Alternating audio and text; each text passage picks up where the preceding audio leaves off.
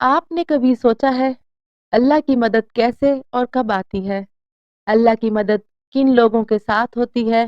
اللہ کی مدد کی ایسی کون سی نشانیاں ہوتی ہیں جو ہمیں اس کی مدد کے قریب ہونے کا احساس دلاتی ہیں؟ یقیناً آپ کا دکھا ہوا دل اللہ کی مدد کا منتظر ہوگا کہ وہ ایسی کون سی اللہ کی نشانیاں اور وہ پراسرار راز ہے جو آپ پر غیب کے بند دروازوں کو کھول دے، جو آپ کی تاریخ زندگی کو روشن کرنے کا سبب بنے۔ تو آج ہم ان نشانیوں کے بارے میں بات کریں گے جو اللہ کی مدد آنے سے پہلے ظاہر ہوتی ہیں۔ قرآن کہتا ہے، اے اللہ کے نبی صلی اللہ علیہ وآلہ وسلم سے کہو کہ کبھی تم نے غور کیا ہے کہ اگر اللہ قیامت تک تم پر ہمیشہ کے لیے رات طاری کر دے، اللہ کے سوا وہ کون سا معبود ہے جو تم میں روشنی لا دے؟ یاد رکھیں، اللہ سے آپ کا درد چھپا ہوا نہیں ہے۔ وہ رحمان آپ سے خوب واقف ہے۔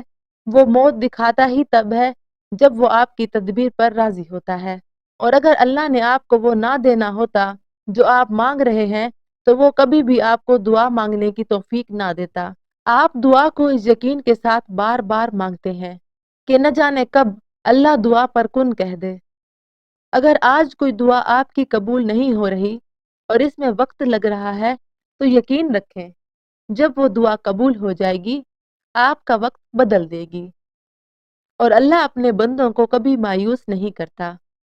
دل کو مطمئن رکھیں، وہ آپ کو اپنی چاہت سے نوازنا چاہ رہا ہے، اور اللہ سب جانتا ہے۔ آپ کا راتوں کو اٹھ کر دعائیں کرنا، اپنی دعاؤں کی قبولیت کے لیے معجزے کا انتظار کرنا، آپ کی تڑپ، آپ کی خواہش جو منہ سے بولا نہیں ہے، عنقریب آپ کے لیے معجزہ خاص کر کے آپ کو آپ کی من پسند چیز سے ملوا دے گا۔ وہ خدائے واحد آپ سے بے خبر نہیں ہے، اور وہ مدد کے لیے تمام دروازے آپ کے اوپر کھولے خود آپ کا منتظر ہے۔ اللہ تعالیٰ کی رحمت اور کرم کا دائرہ اتنا وسیع ہے کہ ہر ایک مخلوق اس کی فیض یابی سے مستفید ہوتی ہے، چاہے وہ آسمان میں اڑنے والا پرندہ ہو یا زمین پر رینگنے والا کیڑا، اور وہی تو ہے جو آپ پر اپنی رحمت و برکت کے دروازے کھولتا ہے تاکہ تسکین بخش ٹھنڈی ہوائیں آپ کے دلوں کو تازہ کر دیں۔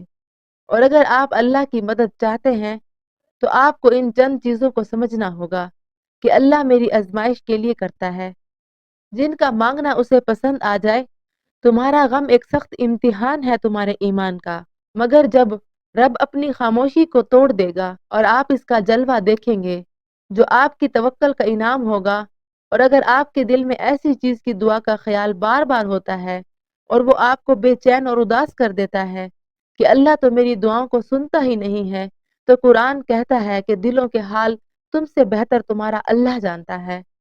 تمہاری خاموشی اور تمہاری انکہی باتیں اللہ کے ہاں بہت خاص مقام رکھتی ہیں۔ یاد رکھیں، وہ خدائے مہربان جس نے اس مادی دنیا کو قائم کیا، وہ خدا جب چاہے آپ کی مدد کے لیے پراسرار اسباب کے ذریعے حیرت انگیز تبدیلیوں سے خوبصورت بنا دے گا۔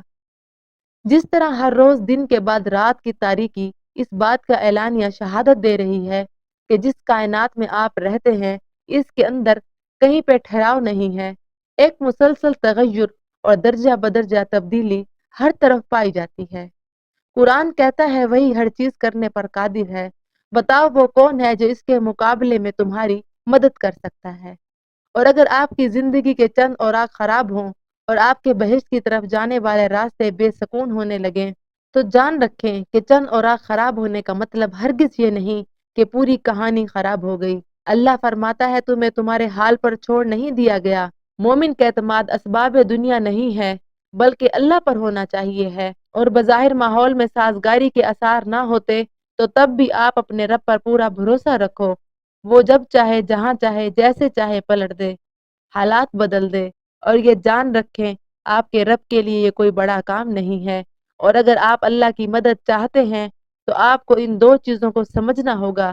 یاد رکھیں، اللہ کی مدد اس کے لیے آتی ہے جس کے دل میں سچا ایمان ہو، اور جس کے دل میں سچا ایمان ہوتا ہے وہ کسی قیمت پر نہ تو مایوس ہوتا ہے اور نہ ہی ڈرنے والا انسان ہوتا ہے۔